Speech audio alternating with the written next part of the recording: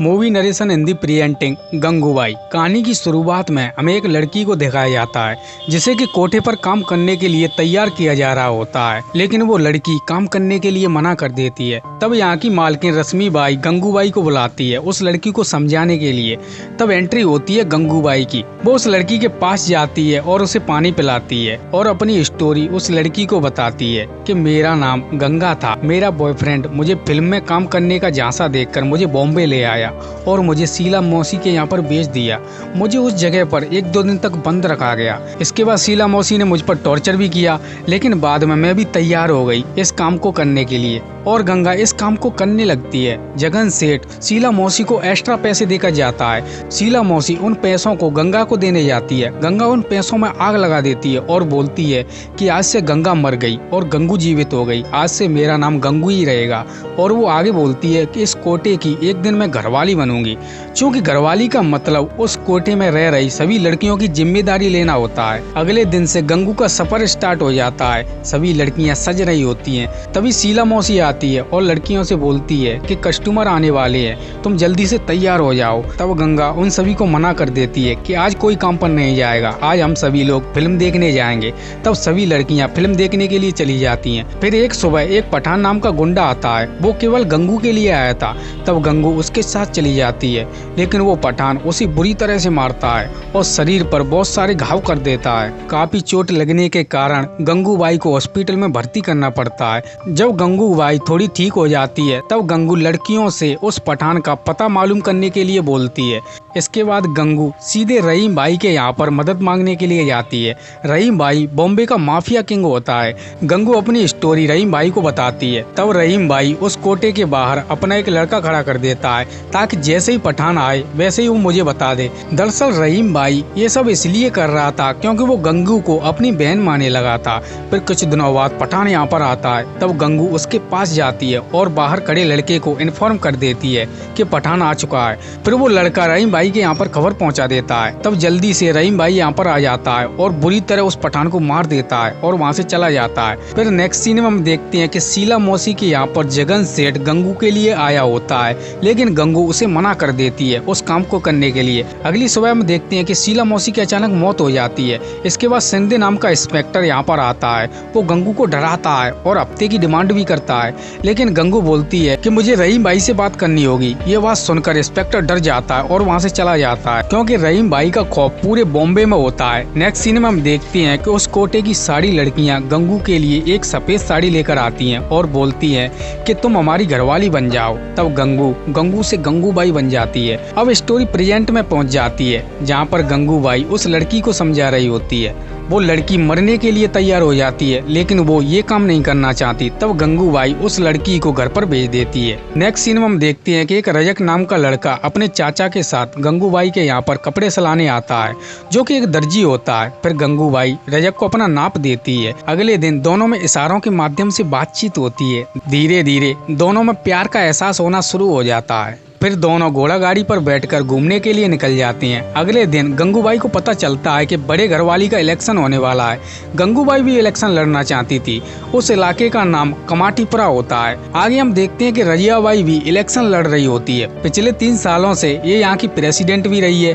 Next scene में हम देखते हैं कि गंगूबाई रहीम भाई से मिलने जाती है और बोलती है कि वो उसके बिजनेस में पार्टनर बनना चाहती है। दरअसल रहीम भाई का बिजनेस शराब बेचने का होता है। पहले तो रहीम भाई मना करता है, फिर रहीम भाई एक भाई होने के नाते गंगूबाई को 20% शेयर दे देता है। फिर गंगूबाई अपने कोटे पर शराब बेचना स्टार्ट कर देती है और हाँ, रहीम भाई गंगूबाई को एक गाड़ी भी गिफ्ट करता है। फिर हम देखते हैं कि रजक गंगूबाई को कपड़े देने जाता है। जब वो नहा रही होती है तब रजक उसे देखकर उसे गले से लगा लेता है। फिर नई गाड़ी में बैठकर दोनों घूमने के लिए निकल जाते हैं। गाड़ी में दोनों प्यार भरी बातें भी करते हैं।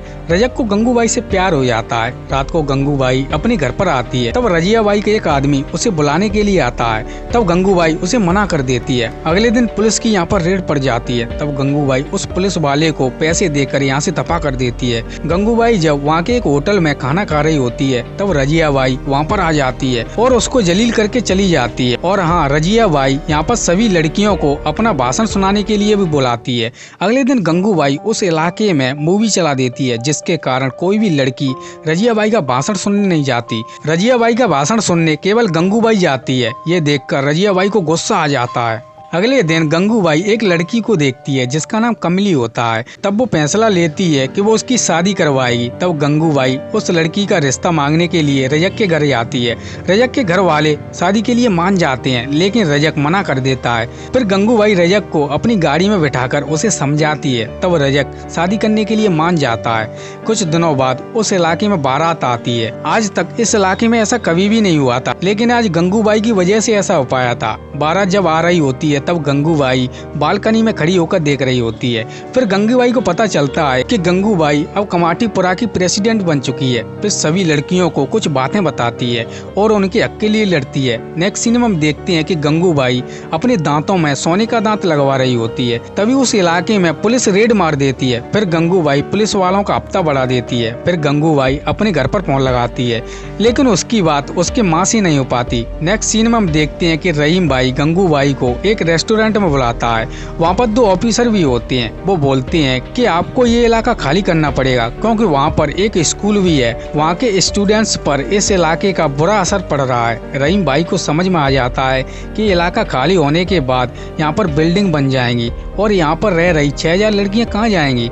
इस बात पर रहीम भाई उस ऑफिसर के कपड़े फाड़ कर वहाँ से भगा देता है। फिर गंगूबाई से बोलता है कि ये लड़ाई तुम्हारी है और तुम्हें ही कुछ करना पड़ेगा। फिर गंगूबाई अगले दिन वहाँ की कुछ लड़कियों को लेकर एडमिशन के लिए जाती है और उन लड़कियों का एडमिशन करा देती है, क्योंकि वहाँ पर पत्रकार भी बैठा होता है। वो गंगूबाई की सारी बातें सुन लेता है। अगले दिन वो पत्रकार गंगूबाई के घर जाता है और उसका इंटरव्यू लेता है।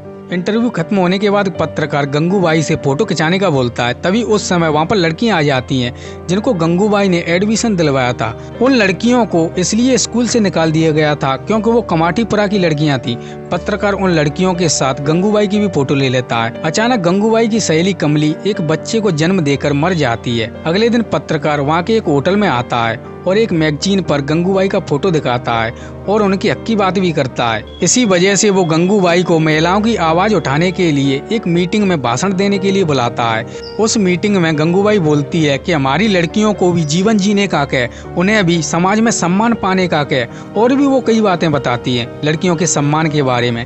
कुछ दिनों बाद एक मंत्री आता है गंगूबाई से सपोर्ट मांगने के लिए, क्योंकि काफी जनता गंगूबाई को पसंद करने लगी थी। फिर कुछ दिनों बाद प्रधानमंत्री से मुलाकात करने के लिए गंगूबाई को बुलाया जाता है, वहाँ पर उन सभी लड़कियों को उनका हक दिलाने के लिए। इसी के साथ ये कहानी यहीं पर खत्म हो जाती है। दोस्तों, अगर आपको ये वीडियो पसंद आई है तो इसे लाइक करें तथा अपने दोस्तों के साथ शेयर करें। अगर आप इस चैनल पर नए हैं तो सब्सक्राइब कर लीजिए तथा बेल आइकन को दबाकर ऑल का ऑप्शन सेलेक्ट करना ना भूलें। तो दोस्तों, मिलते हैं अगली वीडियो में। इस वीडियो को देखने के लिए धन्यवाद।